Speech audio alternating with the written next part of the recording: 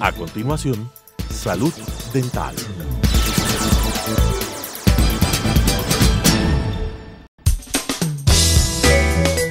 Clasificación B, bajo supervisión de un adulto.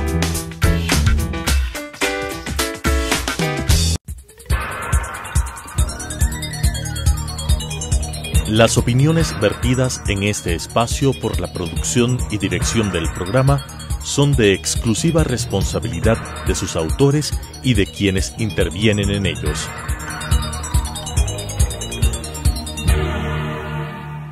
Telesucesos Canal 29 presenta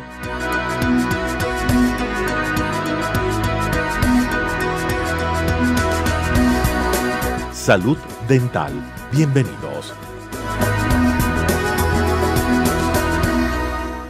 Hola amigos televidentes, gracias por acompañarnos nuevamente en su programa de Salud Dental. Soy Daniela Castillo, soy ortodoncista y hoy junto con mi compañero Jorge Luis López, que es nuestro cirujano en Dental Implant Center, vamos a tratar el tema de hoy, que es tumores de origen dentario.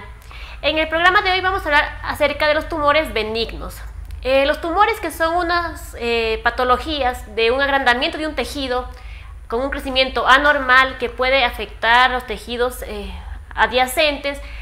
A diferencia del maligno, es que no hacen metástasis y no crecen en un acelerado con una aceleración, es decir, van creciendo lentamente, por lo que no invaden tan fuerte como lo que son los malignos y tampoco hacen lo que es la metástasis. Así que bueno, Jorge Luis, bienvenido al programa de hoy y comencemos explicándoles a los televidentes cuál es el origen de estos tumores, por qué se forman y un poquito más explícanos de qué son. Bueno, muchas gracias, doctora Castillo, por la invitación al programa. Los tumores odontogénicos benignos son tumores, como se dice, neoplasias, formaciones tumorales que se originan embriológicamente de los restos que quedan en la formación de las piezas dentales o de la embriogénesis. Estos tumores que vamos a ver tienen una frecuencia del 8 al 10% en el mundo de los tumores a nivel cabeza y cuello, de este tipo de tumores odontogénicos. ¿Sí? Vamos a ver en las imágenes que tenemos a continuación los tumores odontogénicos benignos. En las primeras imágenes, aquí lo que vemos inicialmente son odontomas, que vamos a hablar adelante, que son tumores que son el 50% de los tumores de cavidad oral, que simulan a piezas dentales en formación.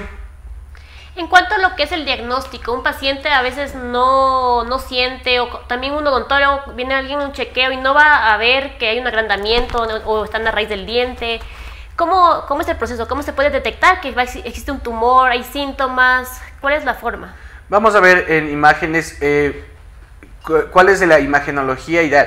Primero tenemos que entender que la formación de estos tumores se originan de la capa de los folículos que están de piezas dentales incluidas. Ya lleva genéticamente estas piezas dentales, y cuando estas se incluyen, como los terceros molares incluidos, los caninos, pero más principalmente los terceros molares, tienen un saco o un capuchón que hemos hablado en anteriores programas. Este capuchón tiene las células potenciales que pueden formar tumores, ¿sí? Entonces muchas veces, a veces son hallazgos casuales, no hay una pieza dental o hay un leve aumento de volumen en los maxilares y el paciente acude a la consulta, y al hacerse la radiografía panorámica, que es la básica de control, encontramos distinto tipo de patologías. Por ejemplo, en la imagen de la derecha es lo que se conoce un cementoblastoma. Este cementoblastoma es una formación que está en los ápices de las raíces. No hay mayor sintomatología, pero el paciente descubre que hay una leve molestia, se hace la radiografía panorámica y vemos este tipo de tumor. Este tumor cementoblastoma es un tumor relativamente fácil de tratar, extirpar, y hay que eliminar la pieza dental, no como otros tumores que vamos a ver que son un poquito más complicados en su tratamiento, ¿no? ¿Sí? Vemos aquí, esta es una estructura interna de la lesión, la densidad radiográfica. Podemos ver en las imágenes donde están las flechas, ya ha habido un crecimiento a nivel clínico que refiere el paciente, y al hacer las imágenes descubrimos estos tipos de tumores, que son sombras radiolúcidas o radiotransparentes, más conocidos los tumores, y cuando son radiopacas, es decir, son blanquitas parecido a los dientes, encontramos que pueden ser odontomas, ¿sí? Entonces, lo que te explicaba del origen, este origen se da en las piezas dentales incluidas, llevan este capuchón, y estas células desarrollan, el quiste dentígero, que es un quiste que frecuentemente está en las piezas dentales, ¿sí? Este quiste que está en las piezas dentales tiene células de los restos embriológicos de la lámina dental que se forman en la embriogénesis. Estos restos embriológicos que se conocen como restos de cerres de la lámina dental o restos de malacés del ligamento periodontal, todo este tipo de restos que quedan en la formación embriológica de las piezas dentales son las que potencialmente pueden provocar en el adulto o en el joven este tipo de tumoración, al ser activados por respuestas que uno todavía se desconocen, pero que pueden dar esta formación de tumores.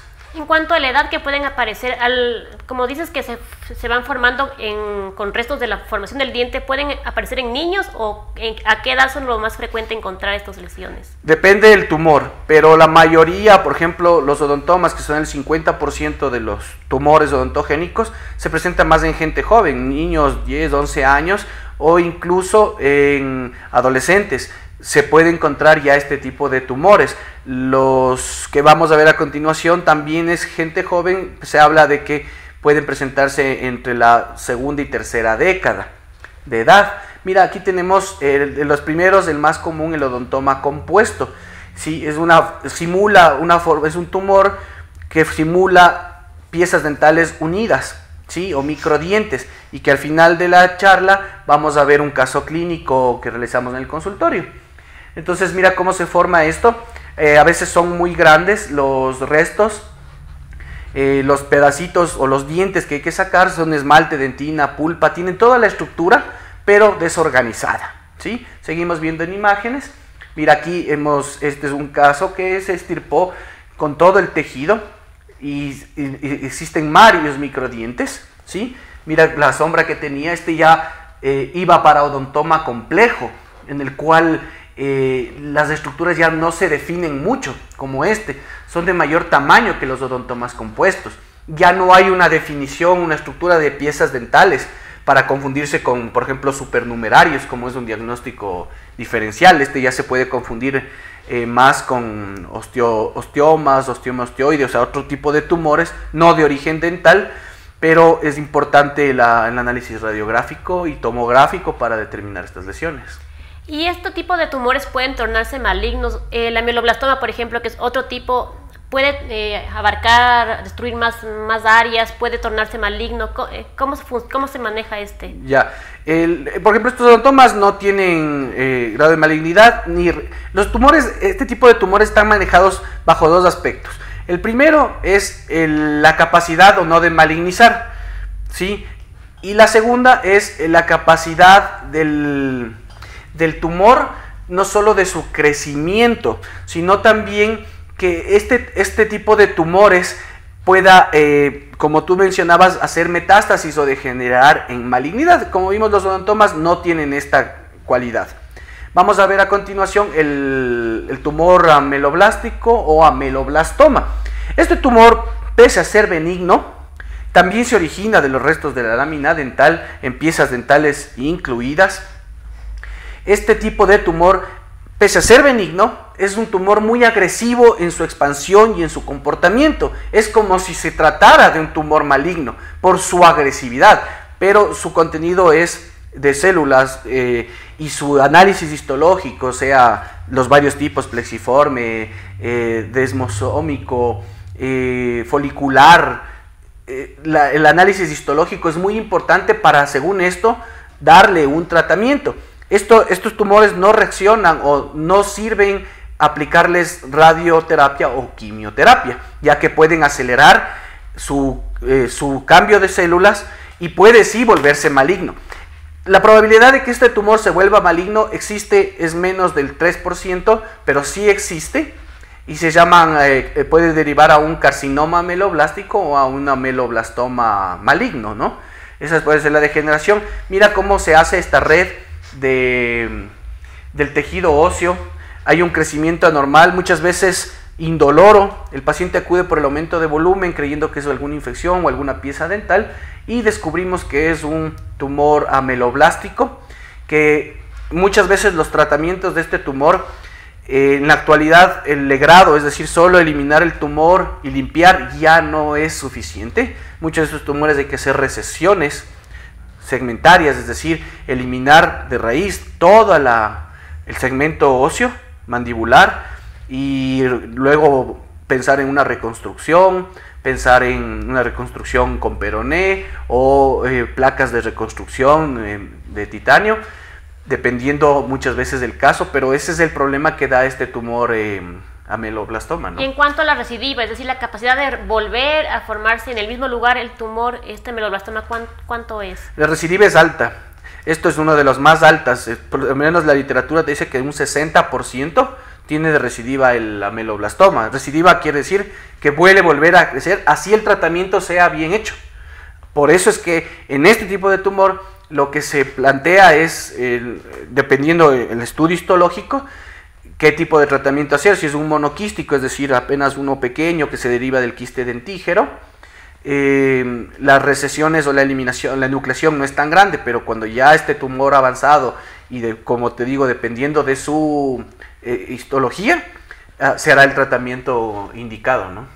De recesión o eliminación completa del segmento. ¿Y hay etapas previas a este agrandamiento del tejido blando? ¿No hay síntomas, no hay nada? ¿Solo se lo puede encontrar de casualidad y porque crece algo o hay otra forma de darnos cuenta? La forma ideal para darnos cuenta sería tratar en lo posible de prevenir. Es decir, si todos sabemos que hay los terceros molares, que hay piezas retenidas, que no ha salido una pieza, tiene un saco que lo protege a todas estas piezas dentales. Este saquito, así como tiene sus ventajas, tiene la desventaja de los restos embriológicos. Estos restos embriológicos pueden activarse. Entonces, porque muchas veces acude ya el paciente cuando hay un gran aumento de volumen o cuando el ameloblastoma o el tumor ya ha invadido gran parte de la mandíbula o del maxilar. Se presenta más en mandíbula que maxilar este tipo de tumor. Entonces es importante la radiografía panorámica, el control con el odontólogo para determinar y hacer cirugía de estas piezas antes de que erupcionen, antes de que den un problema de tumor, que es el menos común, porque más problemas de infecciones, torcer los dientes, etcétera, pero también hay un potencial de tumoración, ¿no? Bueno, vamos a ir con la siguiente imagen, que es otro tipo de tumores que se encuentran originados por los dientes. Este es el tumor odontogénico queratoquístico. Antes conocido, se le llamaba quiste, el queratoquiste, luego se llamó tumor por su potencial igual de crecimiento, por su aceleración celular. Ahora nuevamente se lo llama quiste odontogénico o queratoquístico, o sea, el queratoquiste. Es parecido, muy parecido al ameloblastoma. No es de tanta agresividad como el ameloblastoma, pero también produce varios focos de queratina, es decir, donde vemos estas cavidades en la mandíbula, hay queratina, un líquido blanco. Este líquido blanco es parte del tumor o del quiste, así llamado, ¿no? Seguimos viendo en imágenes lo que tenemos a continuación. Mira, esto es una TAC 3D reconstrucción de un gran queratoquiste. Este tipo de tumor tiene varios tratamientos, ¿sí? Este también es de origen dental, casi siempre está relacionado con la inclusión de una pieza dental. Y entre los varios tratamientos que está este tumor odontogénico queratoquístico o queratoquiste, es el hacer o legrados cuando no es muy amplio, cuando no son varios focos de queratoquistes, hacer un legrado, eliminación. Hay una sustancia que se utiliza aquí que se pone en solución de Carnoy para matar, por llamarlo así, las células, inactivar las células que están en este tumor queratoquístico, ¿no? Sí, y otro de los tratamientos también es la marsupialización, que consiste en crear una cavidad patológica, es decir, exponer esta cavidad al ambiente bucal y hacer lavados a diario para que éste se vaya haciendo pequeño o se elimine, o cuando ya esté más pequeño, hacerlo con cirugía, pero de una forma mucho más pequeña. Entonces, sí hay tratamientos más conservadores dependiendo del tumor queratoquístico. Vamos a ver ahora un síndrome en el cual se asocia mucho lo que es la presencia de varios tumores en la cavidad oral. Aquí vemos en la radiografía estas bolitas que son los quistes que están en este síndrome de Gorlin-Gortz. Sí, el síndrome de Gorlin-Gortz es el síndrome vasocelular o carcinoma vasocelular. Este también se presenta en pacientes jóvenes. Esto ya es asociado a tiene varios signos para determinar este síndrome, no solo múltiples queratoquistes, o sea, múltiples tumores, ¿no es cierto?, en la mandíbula o en el maxilar.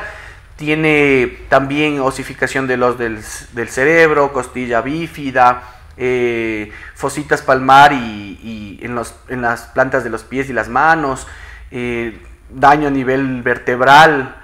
Es un síndrome, ¿no? Tiene varios componentes, pero valía la pena mencionar en este programa ya que es uno de los síndromes asociados a múltiples queratoquistes. Pero también hay pacientes que presentan múltiples queratoquistes y no tienen este síndrome. Entonces vale destacar esta diferencia, ¿no?